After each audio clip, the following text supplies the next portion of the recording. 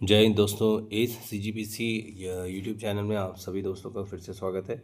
तो जैसा कि मैंने प्रॉमिस किया था आपको, पार्ट 1 के बाद पार्ट 2 आएगा। तो हमने पार्ट 1 में 17 क्वेश्चंस कवर किए हैं सल्तनत काल के। अब हम पार्ट 2 में बाकी के 17 क्वेश्चंस देखेंगे। तो जैसा कि आपको मैंने बताया था कि ये 3 पार्ट्स में डिवाइडेड है। पार्ट 1 ऑलरेडी अपलोड हो चुका है, पार्ट 2 है। तो आइए चलिए बिना किसी देरी के शुरू करते हैं पार्ट 2 के सल्तनत के नेक्स्ट 17 क्वेश्चंस। अलाई दरवाज़ा बिल्ड बाय। तो अलाई दरवाज़ा की शुरुआत किसने अलाई दरवाज़ा था वो किसने बनाया था? तो अलाई से देखो, अलाई और अलाउद्दीन, ठीक है। तो इसे आप याद रखिए, अलाई दरवाज़ा और अलाउद्दीन। तो अलाई दरवाज़ा किसने बनाया था? अलाउद्दीन खिलजी ने बनाया था, ठीक है। नेक्स्ट क्वेश्चन है, रहला रिटर्न बाय। रहला जो बुक है या फिर रहला पुस्तक किताब है वो किसने लिखी थी? तो इब्न बतूता। इब्न बतूता कहाँ का था? मोरक्को का था, ठीक है। मोरक्को का निवासी था और ये मोहम्मद बिन तुगलक के टाइम पे आया था, ठीक है। तो याद रखिएगा ये फैक्ट। नेक्स्ट है कोर्ट लैंग्वेज। जो सल्तनत काल में जो वहाँ पे के दरबार की जो भाषा थी वो क्या थी? तो हम आपको बताते हैं कि पर्शियन भाषा का यूज़ प्रयोग होता था उस समय, ठीक है। फारसी भाषा का, ठीक है। फारसी भाषा का प्रयोग दरबार में हुआ करता था कब? सल्तनत काल में, ठीक है। नेक्स्ट क्वेश्चन है, तो इसका आंसर हो जाएगा पर्शियन या फिर फारसी। नेक्स्ट है, हु इंट्रोड्यूस इक्ता सिस्टम प्रॉपरली। किसने इक्ता सिस्टम को, इक्ता व्यवस्था को लागू किया था, इक्ता प्रणाली को? तो इल्तुतमिश ने, अगर हम पढ़े थे मतलब पिछले वीडियो में कि इल्तुतमिश ने लागू किया था किसको? इक्ता सिस्टम या इक्ता व्यवस्था को, इक्ता प्रणाली को, ठीक है। नेक्स्ट क्वेश्चन है दोस्तों, who introduce blood and iron policy.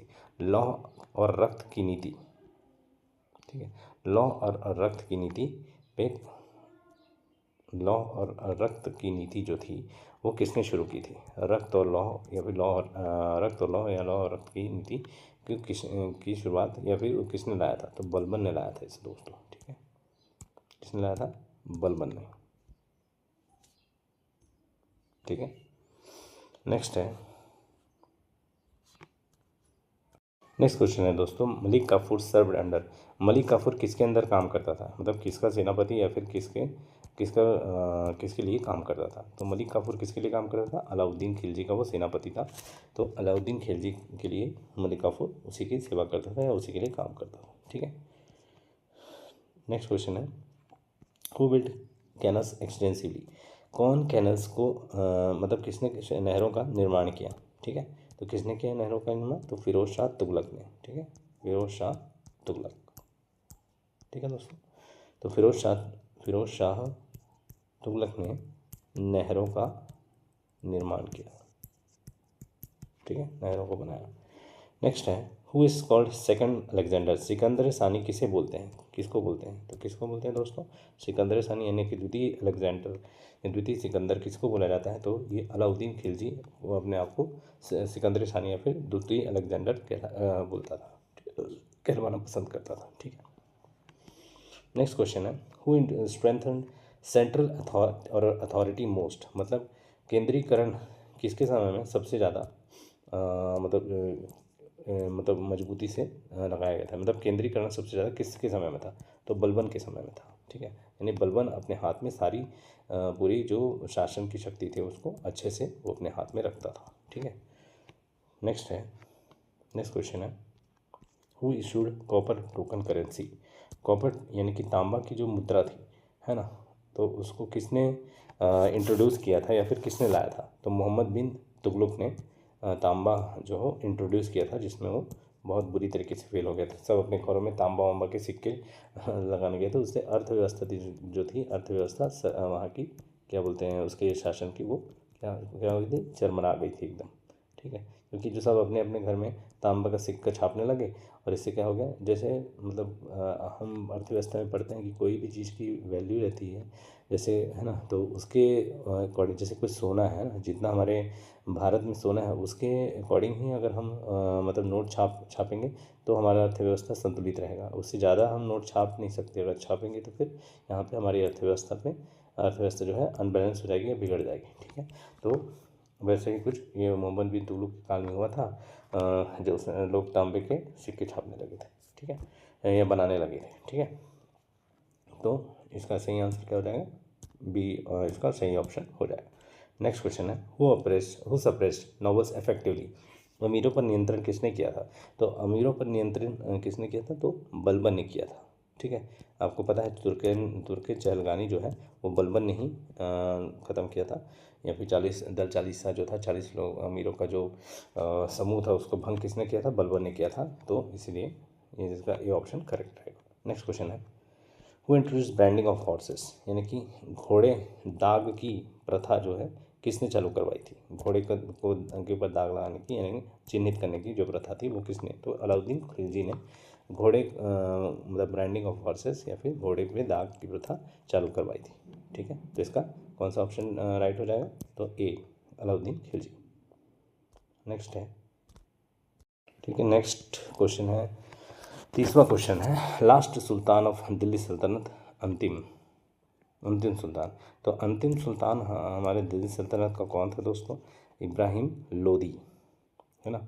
हमारा अंतिम सुल्तान कौन था, इब्राहिम लोदी। इस पे किसने अटैक किया था दोस्तों, बाबर ने अटैक किया था, ठीक है। तो इब्राहिम लोदी हमारा आखिरी सुल्तान था, ठीक है दोस्तों।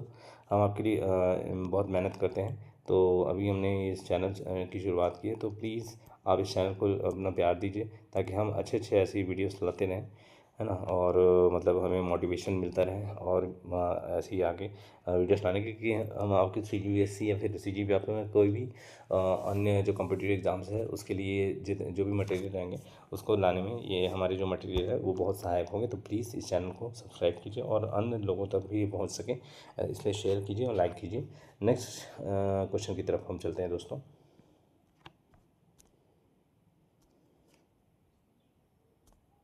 नेक्स्ट है, Aibak who founded slave dynasty, slave dynasty यानी कि गुलाम वंश की शुरुआत किसने की थी, तो कुतुबुद्दीन ऐबक ने, है ना। यहाँ पे ऐबक लिखा है, कुतुबुद्दीन ऐबक।